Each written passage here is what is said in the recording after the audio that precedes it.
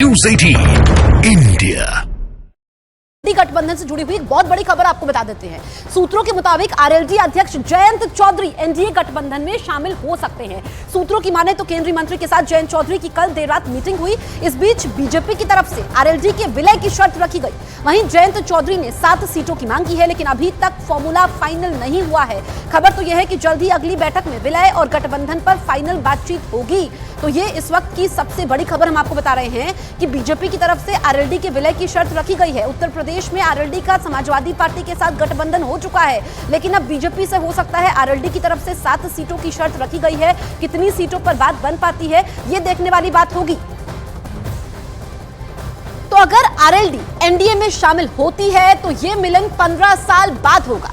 2009 के लोकसभा चुनाव में बीजेपी आरएलडी साथ लड़ी थी। 2009 के लोकसभा चुनाव में आरएलडी के 5 सांसद बने थे। अजीत सिंह यूपीए में गए और केंद्रीय मंत्री बने थे। एनडीए में आरएलडी के शामिल होने की चर्चा इस वक्त बहुत तेज है। बीजेपी की तरफ से आरएलडी के विलय की शर्त भी रखी गई है। बीजेपी से जयंत चौधरी ने 7 सीटों की मांग की है, लेकिन सीटों का फॉर्मूला क्या निकलता है, ये देखना होगा। और राष्ट्रीय लोकदल के बीजेपी से हाथ मिलाने की संभावनाओं पर केंद्रीय मंत्री अनुप्रिया पटेल का बयान भी सामने आया। अनुप्रिया पटेल ने कहा कि प्रधानमंत्री मोदी का टारगेट 400 पार जरूर पूरा होगा। Our NDA gets even stronger. Although Prime Minister has already announced on the floor of the House that NDA would be 400 plus in the next upcoming elections, and we welcome any move from any party to come and join the NDA and contribute towards fulfilling the vision of Viksit Bharat by 2047.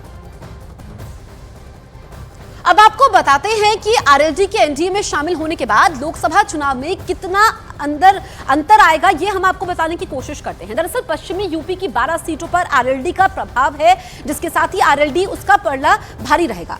अब मुरादाबाद मंडल की सीटों पर RLD की अच्छी पैठ भी है, इसका भी फायदा मिलेगा। आरएलडी के साथ से बीजेपी को मुरादाबाद मंडल में मिलेगी जीत, क्योंकि जो 400 पार का बीजेपी का नारा है उसको मजबूती मिलेगी इसके जरिए।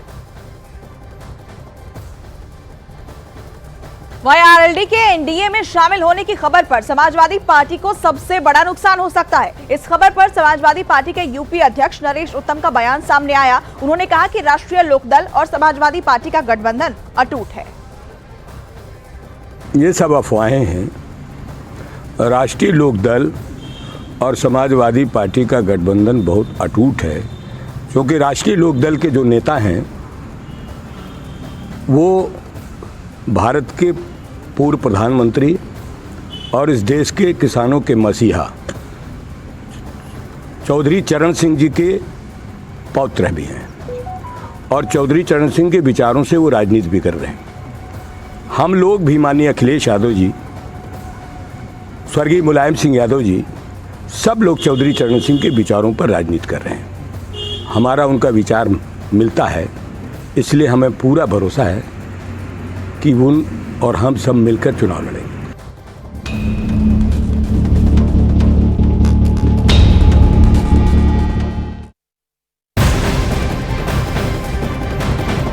बड़ी खबर आ रही है बिहार की राजनीति से जुड़ी हुई। एनडीए में शामिल होने के बाद बिहार के मुख्यमंत्री नीतीश कुमार दिल्ली आ रहे हैं। दिल्ली पहुंचते ही नीतीश कुमार संसद भवन जाएंगे, जहां उनकी मुलाकात पीएम नरेंद्र मोदी और गृह मंत्री अमित शाह से होगी। इस मुलाकात के समय बिहार में फ्लोर टेस्ट और कैबिनेट विस्तार पर चर्चा होगी।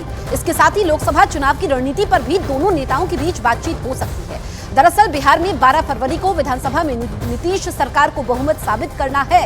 इससे पहले नीतीश कुमार का दिल्ली दौरा बेहद अहम है। आज दिल्ली पहुंच रहे हैं। एनडीए में विलय के बाद मुख्यमंत्री पद की शपथ लेने के बाद पहली बार नीतीश कुमार दिल्ली आ रहे हैं। अब आपको यह बताते हैं कि नीतीश कुमार के दिल्ली दौरे का एजेंडा क्या रहेगा, यह सबसे महत्वपूर्ण है। पीएम मोदी और अमित शाह से मुलाकात करेंगे, बिहार में फ्लोर टेस्ट पर चर्चा करेंगे, बिहार में कैबिनेट विस्तार पर भी चर्चा होगी, बिहार में मंत्रियों की संख्या पर बातचीत होगी, लोकसभा चुनाव की रणनीति पर भी बातचीत हो सकती है। तो बिहार में मंत्रियों की संख्या के साथ साथ ही आने वाले लोकसभा चुनाव पर भी दोनों नेताओं के बीच चर्चा हो सकती है। अब ग्राफिक्स के जरिए इसे समझिए। 2019 का जो आंकड़ा था उसको समझिए। 2019 के लोकसभा चुनाव में जेडीयू और बीजेपी और लोक जनशक्ति पार्टी एक साथ चुनाव लड़ी थी। 17 सीट पर बीजेपी और 17 सीटों पर जेडीयू ने अपने उम्मीदवार उतारे थे। लोक जनशक्ति पार्टी 6 सीटों पर चुनाव लड़ी थी। इसमें जेडीयू को 1 सीट पर हार का सामना करना पड़ा था, जबकि बीजेपी 17 सीटों पर चुनाव जीत गई थी। इसके साथ ही लोक जनशक्ति पार्टी की भी 6 सीटों पर जीत हुई थी।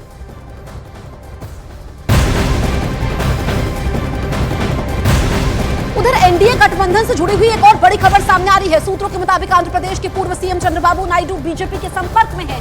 माना यह जा रहा है कि बीजेपी और तेलुगु देशम पार्टी एक बार फिर साथ मिलकर चुनाव लड़ सकते हैं। तो जो पुराने अलायंस रहे हैं वो 2024 के चुनाव से पहले साथ आ रहे हैं, ये संकेत मिलते हुए नजर आ रहे हैं। बीजेपी के संपर्क में है चंद्रबाबू नायडू, इस वक्त की सबसे बड़ी खबर आपको बता रहे हैं। और बड़ी जानकारी ये मिल रही है सूत्रों के हवाले से कि बीजेपी और तेलुगु देशम पार्टी साथ मिलकर चुनाव लड़ सकती है। और क्या फॉर्मूला निकलता है ये देखने वाली बात होगी। लेकिन उधर हमने देखा कि आरएलडी बीजेपी के संपर्क में है। उत्तर प्रदेश में ये फॉर्मूला निकलता हुआ नजर आ रहा है। आंध्र प्रदेश के अब पूर्व मुख्यमंत्री चंद्रबाबू नायडू बीजेपी के संपर्क में है। पहले भी गठबंधन रहे हैं और बीजेपी हमेशा से कहती रही है कि वो गठबंधन धर्म का पालन करती है और जो बेहतर होगा, क्योंकि चुनाव नजदीक है, सर पे है, ऐसे में चुनावी मौसम में ये संकेत मिल रहे हैं कि तेलुगु देशम पार्टी और बीजेपी साथ आ सकते हैं।